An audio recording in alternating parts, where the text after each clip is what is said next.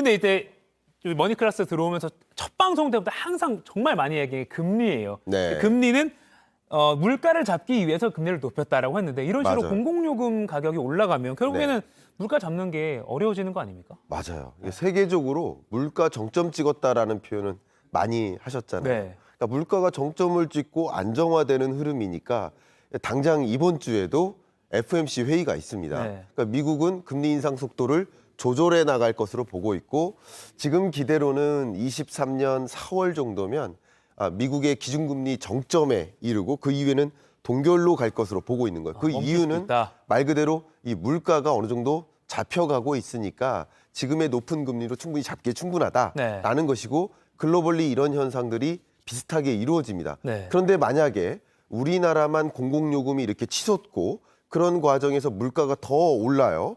그러면 그 높은 물가에 대응하기 위해서 네. 추가적인 금리 인상이 필요하겠죠. 네. 그러면 금리가 계속 올라가면 어떻게 될까요? 기업들은 투자하기가 어려워져요. 그렇죠. 돈을 많이 안 쓰고. 금리가 올라가면 도저히 돈 빌려서 신규 사업하기가 어려워요. 네. 보시는 것처럼 공공요금이 다 오르고 있는데 네. 앞에 말씀드렸던 에너지 가격뿐만 아니라 전기요금뿐만 아니라 보시는 것처럼 공공요금에 해당되는 교통요금도 이제 오르는 거예요. 대략 네.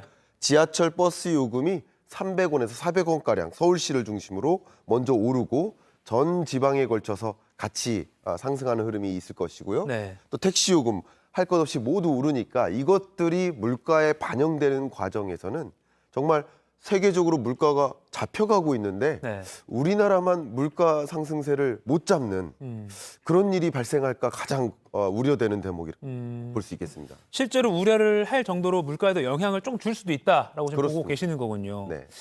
아까 미국 얘기를 잠깐 하셨는데 올 봄에는 뭐 아까 4월이라고 하셨죠. 기준금리 인상을 내려가는 게 아니라 네. 인상을 멈출 수도 있다라고 지금 전망이 많이 나오고 있습니다.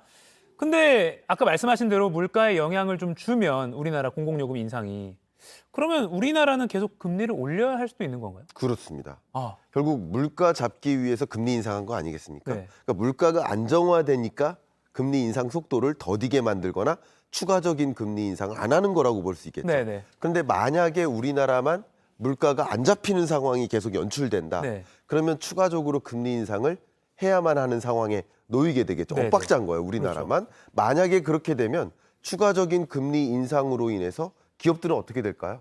추가적인 투자를 할 수가 없는 거죠. 보시는 것처럼 물가는 계속 치솟고 그럼 물가 잡기 위해서 금리 인상하고 그러면 투자가 위축되는 거예요. 경기 침체가 야기되는 거죠.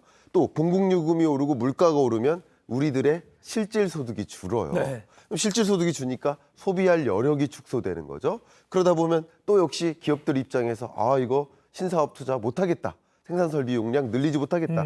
그런 것들이 맞물리는 것이 경기 악화, 경기 침체 아니겠습니까? 결국 공공요금을 올리는 이런 액션이 지금과 같을 때 지금처럼 물가가 너무 높은 이 시점에 네. 오히려 경기 침체를 만드는 그런 악순환을 만드는 그런 요인이 되지 않을까 걱정이 되는 상황. 이 악순환 보니까 제 목이 담했는데요. 죄송합니다. 네.